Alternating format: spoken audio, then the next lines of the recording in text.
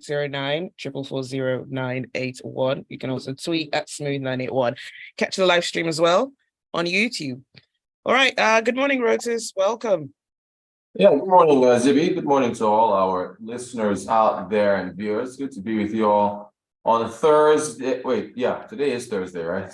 Yeah, okay. Yes, Yes, 2 weeks into the new month. Indeed. Just like that. Just like that. Yes. All right. So we're talking about Nigeria redeeming this $500 million bond. Yes. So first off, though, what does it mean to redeem a bond? It just means to pay it off. A bond is an IOU. It's a debt instrument. You issue a bond in order to raise debts and pay for whatever it is you want to pay for. And so bonds can come with an option to be, redeemed before its tenure is up. Although naturally you would redeem it when the tenure is done. So you're just borrowing money. So to redeem a bond is basically to pay it back, to pay it off. It's a loan. Okay. So what are the details of this bond that was paid off? It's a 10-year bond. It was issued in 2013 to the tune of $500 million, 500 million. I think the interest rates was 6.375%, so single digits, although 6% is really kind of midway, maybe a little on the high side, but at least it's a single digit loan. So issued back in 2013, 10-year bond, and it was due back either yesterday or the day before. So that's your tenure, yeah. Nigeria's Debt Management Office says other bonds in recent years have been paid off. Can you list them? Yeah, they were basically telling investors that, hey, listen, we've been meeting our obligations. So there was a $500 million bond they redeemed in July 2018, another $500 million in January of 2021, and then a $300 million diaspora bond in June of last year.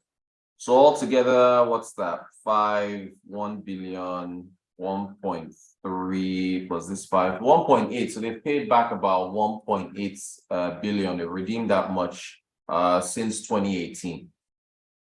So what message is this sending to international investors? Well, the message it sends to international investors is that Nigeria pays her bills. Nigeria can meet her obligations. If you looked at what's been happening around the world, Ghana, our neighbors, that we're always comparing our rivals basically in football, jollof rice, and so on. Just 45 minutes down, my flight's not too far away from us. They essentially they defaulted on their loans. They essentially couldn't pay them back. Same thing with Sri Lanka. A number of countries have had a number of debt issues for a while now. COVID squeezed spending. You've had a number of issues with respect to revenues falling because of the fact that a number of countries have had to spend money on other things. So Nigeria's message to investors is that, hey, listen, we're able to repay our bills. Now, what Nigeria, though, I should add this, is not really looking at going back to the international capital markets to raise more debts, simply because, interest rates have been rising across the world. And when benchmark interest rates rise, they impact loans. So loans are more expensive on the international market. And considering that we've liberalized our exchange rates, our dollar loans are going to be, more expensive, because the government uses the official exchange rates, the formal rates of, 400 and something, as a way to value its bonds and so on. So, or rather its debts. So I don't think we're going to be going back. But, the message basically is that we're able to pay our bills. Mm. So what is the debt picture currently like? Well, it's depends on whether you're using how you're measuring it. And it's usually, what the government has been using has been the debt to GDP ratio. But, what's more alarming is debt service to revenue. So that's where things get a bit scary for the country because our revenues are down and it makes the debt service to revenue picture not good. Right, you're listening to Business Express on Smooth 98.1. If you have a question or comments, let us know. WhatsApp number is 0809 444 0981. You can also tweet at Smooth 981. Rotus, what's the difference though between the debt to GDP ratio and debt service to revenue ratio? Yeah, so you're basically with debt to GDP, you're basically taking the country's debt and putting it next to the gross domestic product of the nation. But with debt service to revenue, you're using basically your revenues as you're basically using your revenues you're putting it against your debt. So the big difference is that you don't use your GDP to pay off debts. You use money that you earn. It's basically like an individual that takes a loan and it's your salary, your earnings. That's what you use to pay off a loan. So that is more accurate with respect to the picture of debt for a country. The debt service to revenue ratio is more accurate. So what are Nigeria's debt ratios for both of these? Yeah, so I think as at September of last year, the DMO said it was about 27%. That's our debt to GDP was 27%, but they did say that it could rise to about 37% this year because we want to borrow another 8 trillion naira or so. And then you have our ways and means, which is CBN debts that the country has been, pretty much borrowing to finance a number of things. That's another 23 trillion or so. So you add that together, that's about 30 trillion. You already have existing debt from 2022 of about 46 trillion. So, but you benchmark that against the GDP of the nation, which is about 440 billion.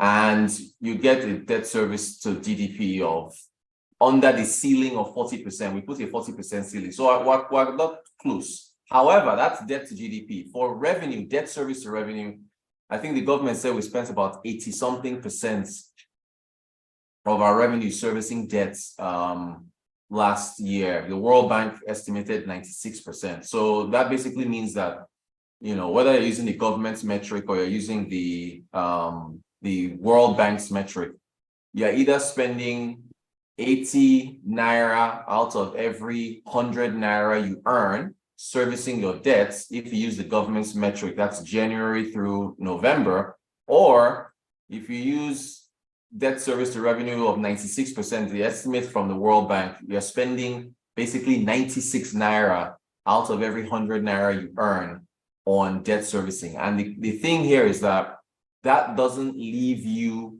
much room to do anything else. Again, using the example of an individual, if 96 naira out of every 100 naira you earn, so if you earn 100,000 a month and you're using 96,000 naira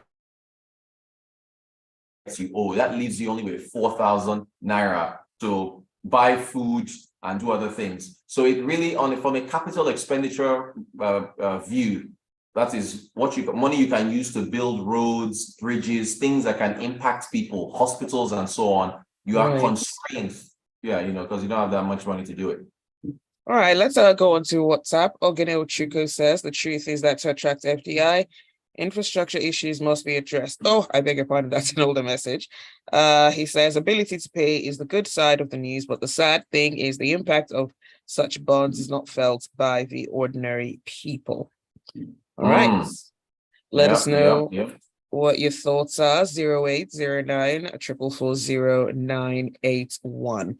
So let's talk. How do fuel subsidies play into the debt and revenue picture? Yeah, so essentially, well, the fuel subsidies, we've been paying basically money that is not that money we don't have. Essentially, we've been spending on fuel subsidies, so that impacts our revenue. I don't know, what was the estimate last year? Was it $10 billion or so? If you are spending a lot of money on subsidies that are not going towards anything productive, you're spending money, on consumption of fuel, then you are constraining the amount of revenue that you have that can go towards servicing your debts.